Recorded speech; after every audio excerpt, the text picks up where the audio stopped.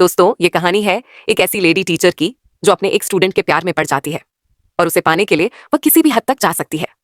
ये स्टूडेंट इस टीचर को बिल्कुल भी पसंद नहीं करता है क्योंकि इसकी ऑलरेडी एक गर्लफ्रेंड है। लेकिन ये लेडी टीचर इस लड़के को अपने वश में करने के लिए क्या क्या दावपेच खेलती है, चलिए देखते हैं। तो कहानी की शुरुआत होती है एक प्यारी सी स्टूडेंट जैमी को दिखाते हुए, जो अपनी क्लास टीचर को एक गिफ्ट देती है क्योंकि आज उनका कॉलेज में आखिरी दिन था। जेमी टीचर से पूछती है कि आपकी जगह अब कौन यहाँ पे आने वाला है। इस पर वो उसे बताती है कि अब तुम सभी बच्चों को पढ़ाने के लिए टीचर मॉली आने वाली है, जो कि बहुत ही इंटेलिजेंट और काफी अच्छी है। अब ये दोनों बात कर ही रही होती हैं कि इतने में ही यहाँ मॉली भी आ जाती है, जिसे प्रिंसिपल पूरा कॉलेज दिखाती है। तभी मॉली की नजर ग्राउंड में खेल रहे एक लड़के डैनी पर पड़ती है, जिसे देखते ही वो उस पर फिदा हो जाती है। लेकिन वो ये नहीं जानती थी कि डैनी जेमी का बॉयफ्रेंड है और यह दोनों एक ही क्लास में पढ़ते हैं। इसके बाद हम डैनी को जेमी के साथ देखते हैं, जहां ये दोनों अपनी आने वाली रिलेशनशिप एनिवर्सरी को लेकर काफी एक्साइटेड थे क्योंकि ये दोनों पहली बार इंटीमेट होने वाले थे। इसके बाद हम जेमी के डैड को देखते हैं, जो बस पूरा दिन घर में रहकर कमजोर लग रहा था। इस पर डैनी भी मॉली की बात मान जाता है और उससे एक्स्ट्रा क्लास लेने के लिए राजी हो जाता है। इसी दौरान मॉली उसे अपने पास बैठा है और उसे कहती है कि अगर तुम्हें अच्छे कॉलेज में एडमिशन लेना है तो तुम्हें कल से ही क्लास लेना शुरू कर देना चाहिए। दरअसल ये सब मॉली की एक चाल थी। वो ये सब डैनी के करीब आने के लिए कर रही थी, लेकिन डैनी उसे कल की क्लास के लिए मना कर देता है क्योंकि कल उसकी और जेमी की रिलेशनशिप एनिवर्सरी थी। यह सब सुनकर मॉली को बिल्कुल भी अच्छा नहीं लगता। फिर जब डैनी यहां से जाने लगता है, तभी मॉली उससे उसका फोन नंबर ले लेती है। अब घर आने के बाद भी मॉली का पूरा ध्यान डैनी पर ही होता है और अब वह सोचने लगती है कि आखिर कैसे जेमी और डैनी को अलग किया जाए। तभी उसके दिमाग में एक आइडिया आता है और वह अगले दिन जानबूझकर जेमी को असाइनमेंट में सी ग्रेड देती है, जिसे देखकर जेमी को बहुत बुरा लगता है। अब वो क्लास खत्म होने के बाद मॉली के पास जाती है और उसे कहती है कि मैं एक मिडिल क्लास फैमिली से हूँ और मुझे अच्छी यूनिवर्सिटी में एडमिशन लेने के लिए अच्छे ग्रेड्स की जरूरत होगी ताकि मुझे अच्छी स्कॉलरशिप मिल सके। इस पर मॉली उसे कहती है कि अगर तुम्हें अच्छे ग्रेड्स चाहिए तो कल दोबारा रसाई इस असाइनमेंट को रेडी करके लेके आना, जिससे मैं तुम्हें अच्छे ग्रेड दे सकूं। यह सुनकर जेमी मॉली को अपनी एनिवर्सरी के बारे में बताती है, जो कि आज ही थी। तभी मॉली उससे पूछती है कि तुम्हारे लिए इन दोनों में से क्या जरूरी है, एनिवर्सरी मनाना या अच्छे ग्रेड हासिल करना। इस पर जेमी कोई जवाब नहीं देती और यहां से चली जाती है। इसके बाद वो डैनी से मिलती है और उसे सारी बात बताती है। साथ ही आज रात के लिए उससे माफी भी मांगती है क्योंकि उसे अच्छे ग्रेड लाने के लिए आज इस असाइनमेंट को पूरा करना था। लेकिन डैनी आज की रात उसके नजदीक ना चाहता था, इसीलिए वह गुस्से में यहां से चला जाता है। थोड़ी देर बाद मॉली डैनी के पास आती है और उसे अपने साथ डिनर करने के लिए कहती है, जिसके लिए वह मान जाता है और दोनों एक रेस्टोरेंट में पहुंच जाते हैं, जहां मॉली डैनी से उसकी लव लाइफ के बारे में पूछती है। तब वह थोड़ा हिचकिचा हुए उसे बताता है कि अभी तक जेमी और उसके बीच कुछ भी नहीं हुआ है क्योंकि जेमी अब भी इन सब चीजों के लिए रेडी नहीं है। ये सुनकर मॉली समझ जाती है कि डैनी को आखिर क्या चाहिए, इसीलिए वह उसके करीब आने की कोशिश करती है। लेकिन डैनी उस पर ज्यादा ध्यान नहीं देता है और अपने घर चला जाता है। अगले दिन जेमी डैनी से मिलती है तो वो उससे कल रात के बारे में पूछती है कि आखिर कल रात को वह कहाँ था। इस पर डैनी उसे झूठ बोलते हुए कहता है कि मैं अपने दोस्तों के साथ था।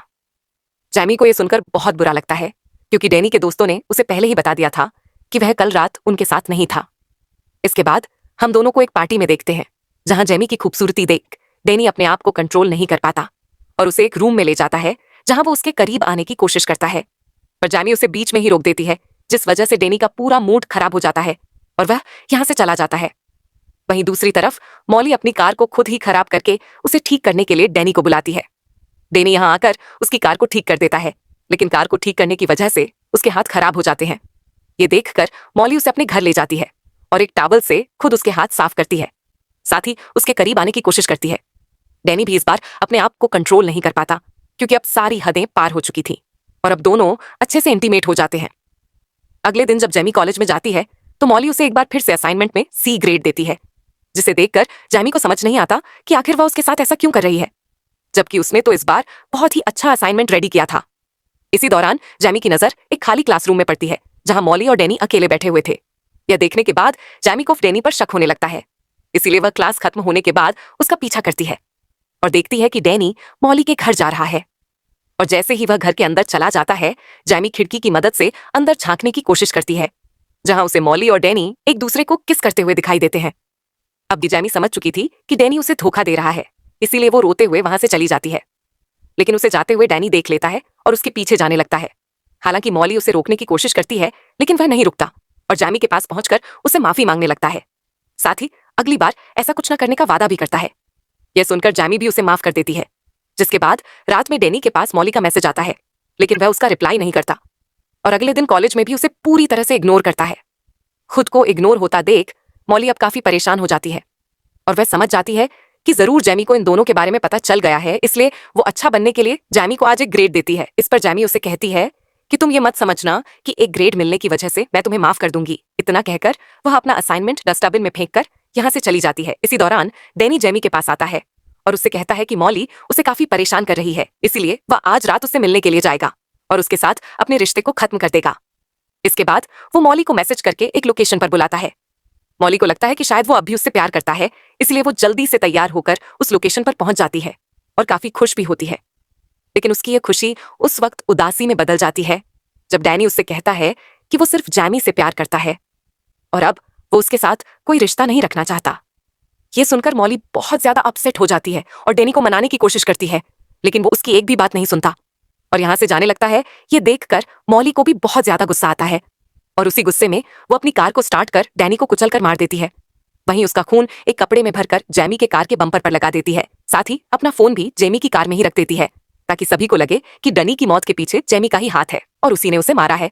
इसके बाद वह मूवी देखने के लिए एक थिएटर में चली जाती है और मूवी के टिकट को अपने पास संभाल कर रख लेती है, जिससे वह पुलिस को यह दिखा सके कि जिस वक्त डेनी का एक्सीडेंट हुआ था उस वक्त वो थिएटर में मूवी एंजॉय कर रहे थे। फिर हम मॉली को ऑनलाइन एक मैकेनिक को ढूंढते हुए देखते हैं, जिसे वह काफी सारे पैसे देकर अपनी कार को ठीक करने के लिए कहती है। साथ ही इस बारे में किसी को भी न बताने के लिए कहती है। वहीं दूसरी तरफ पुलिस को जब डेनी की डेड बॉडी के बारे में खबर मिलती है तो पुलिस फौरन लोकेशन पर पहुंच जाती है और इस बात का पता लगाने की कोशिश करती है कि आखिर डेनी की इस हालत का जिम्मेदार कौन है।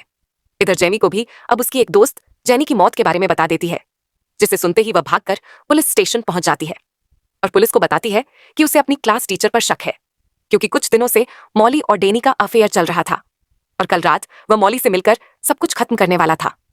इसके बाद पुलिस देर न करते हुए मॉली के घर पूछताछ के लिए पहुंच जाती है, जहां वो उन्हें झूठ बोलते हुए कहती है कि हमारे बीच ऐसा कभी कुछ हुआ ही नहीं था। डेनी को मैं सिर्फ एक अच्छा स्टूडेंट समझती थी। साथ ही वह पुलिस को मूवी की टिकट भी दिखाती है और अपने चोरी हुए फोन के बारे में भी बताती है, जो कि असल में उसने खुद ही जैमी की कार में रखा था। मॉली की बात सुनने के बाद और टिकट देखने के बाद पुलिस को भी लगने लगता है कि शायद वो सब सच बोल रही है। इसके बाद पुलिस शक के आधार पर जैमी के घर तलाशी लेने के लिए जाती है और जब उसकी कार को चेक करती है तब उन्हें कार के बम्पर पर डेनी का खून लगा हुआ मिलता है। साथ ही उन्हें जैमी की कार से मॉली का फोन भी मिल जाता है, जिसमें डेनी से मिलने का मैसेज भी आया हुआ था।